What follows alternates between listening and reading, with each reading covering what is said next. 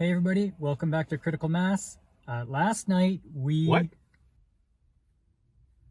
Oh, Critical Mass. Hi everybody, welcome back to Movie Related. Last night we went to see Dune, a much anticipated adaptation of Frank Herbert's classic sci-fi novel, Dune. Right? And it happens to be premiering 101 years after his birth, so that's kind of neat. What did we think of this classic sci-fi adaptation? Let's find out right after this.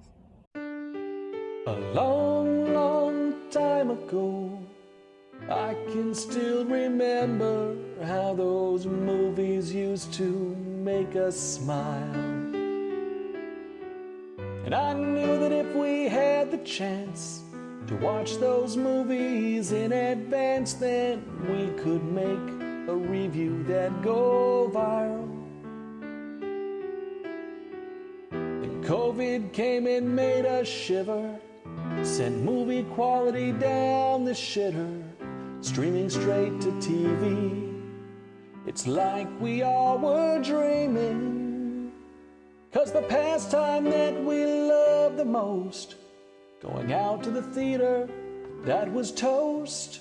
But we're still reviewing coast to coast, even if it's from our ride. So bye-bye, Uncle Don's gotta fly. No reviews, he'd rather cruise, 'cause he's that kind of guy. We're reviewing from a car and we'll take it in stride and tell you all about movie night. And we'll tell you if that movie's alright.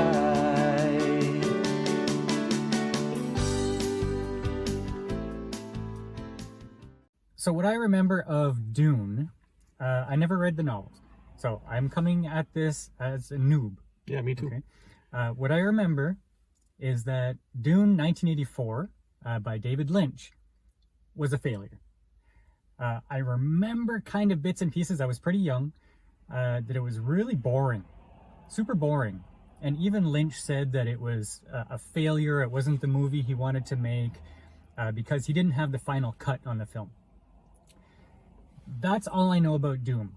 I was never interested in it because that was my introduction.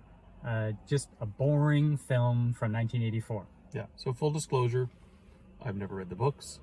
There's games, right? I've never played any of the games. Oh, I played the game. I played the real-time strategy game. Yeah, okay. I've never played the games. I have not watched David Lynch's adaptation. So I had no idea what Dune is about. Not that I've never heard of it, but I had no interest in it. Okay, I had no interest in it either. This one is directed and produced by Denis Villeneuve. And he's always wanted to make a Dune movie, but he said, you know what, I want it to be good, I want to be ready. And so what he did was he decided to make Arrival and Blade Runner 2049 to practice in order to get this right. So Those are practice movies. Yeah. Okay. And they went all out. They spent money on this because the actors in this, it stars mainly Timothée Chalamet. Okay, but you got Oscar Isaac, Jessica Ferguson, Dave Bautista, Stellan Skarsgård, Jason Momoa. Did I say Josh Brolin? He's in this. I couldn't stop. Every time I saw Jason Momoa, I was like, what's Aquaman doing in the desert? Yeah, I don't know if in the books the character is like that, and so they cast Jason Momoa to play that character, but all I saw was Jason Momoa. Yeah. So they went all out with the acting, and it was really neat to see these high-profile actors doing bit parts because they weren't the main characters, right? Mm-hmm. So let's do the synopsis, and then I want to know what you think. Okay. Synopsis.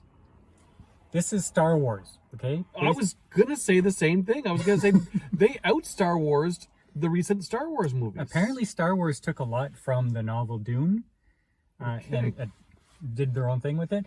But this is a spacefaring civilization. There's an emperor and he is emperor over various kingdoms, and those kingdoms don't like each other very much. And there's one of those kingdoms that is getting powerful enough to threaten the emperor's power. And the emperor orders that planet, or that kingdom, to go to this planet that has this very valuable spice. And the spice is valuable for medical stuff and for interstellar travel. But the emperor knows he's going to fail. This is a big setup. Because it's the only place where you can find this spice. Yeah. And it's a desert planet, very hostile. There's one other kingdom who the emperor favors that is also a thorn in the House Atreides side. Okay, and that's the house that we're following on this adventure, House Atreides. So what did you think? Okay, so I went into this thinking, God, this is going to be so boring.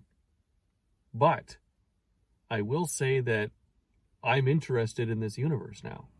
I will, like, you know how you see some movies and you're like, okay, well, that might have been nice on the big screen, or, you know, if you have a big TV.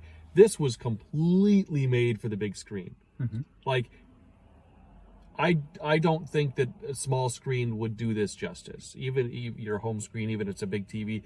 This is a movie theater type of movie. You can see the scale of all of the ships and the equipment, because they've always got like a little person in there, and you can actually see the size, the worm that comes out of the ground, that big earth. I mean, this is the best reboot of Tremors I've ever seen. Yeah, they got these. The desert planet is hostile because of the weather, but it also has these worms that can grow up to 400 meters. And you know that in Mandalorian they had to battle that big worm that comes out of the mountain? Like, that's a fly compared to these things. This is like giant scale instant death. Yes. Yeah, you can't defeat these things. There's no fighting it. No. You just run from it. If you can, because it senses the rhythm of your vibrations when you're moving. And that's what it's attracted to. So, yeah, these things were massive. So, but that's what I thought of right away. I was like, oh, Tremors. So, this is a Star Wars Tremors adaptation. So, but I actually really enjoyed it. What I thought was interesting was the music. In other sci-fi adventure movies, you have this loud, triumphant music or menacing music that's just rah, rah, rah, rah. But in this one, everything was very low key. Very low key. Yeah. Like they're not low key, but low key. They're showing these battalions of who are essentially the bad guys, and they're all lined up in their battle evil suits, and they don't have dun, dun, dun, dun, dun, dun. No, they have, you know, that Australian big long pipe there that wow, wow, wow. It sounds like throat music. Well, that's what it was. The priest was singing. Okay, that's all it was. It wasn't this big orchestral soundtrack stuff. It was just that. And when you had House Atreides king, he's coming down the steps, and there's this envoy to meet him, or they're going out into the planet for the first time. I can't remember what it was. It was just a bagpipe. Mm-hmm. That's it. A guy playing a bagpipe. It's not this big soundtrack. Yeah, real simple. They kept it simple, and it wasn't overpowering. And but you got to understand that this is a low-key movie all around, because there's a lot of whispering. Yes.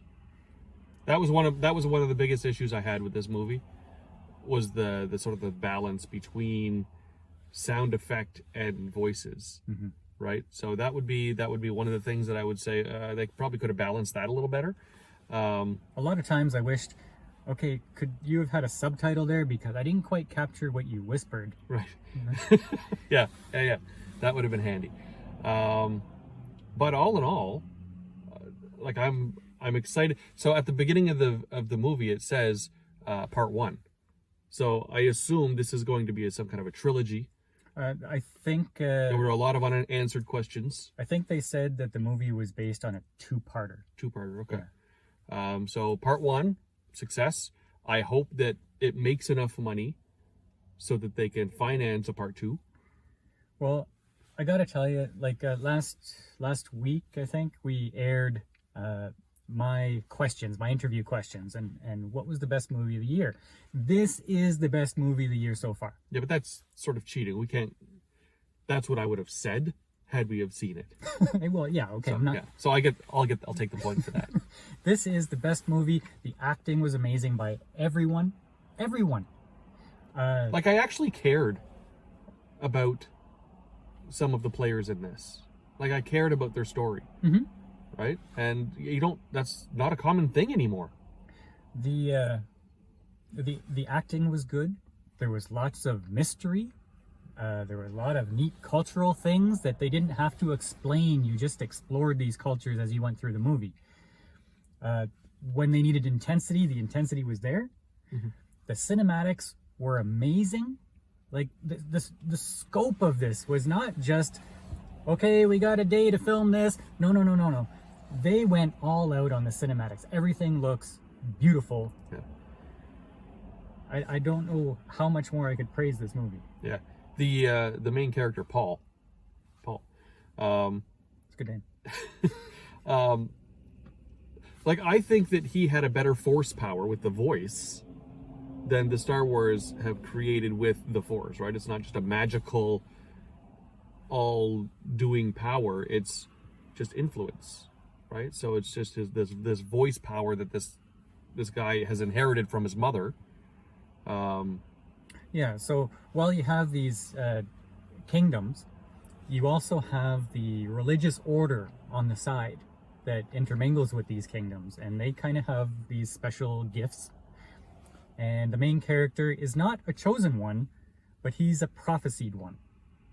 So we follow him, and one of his gifts is he's able to do this command with his voice. And he doesn't already know it. He's not a pro at it.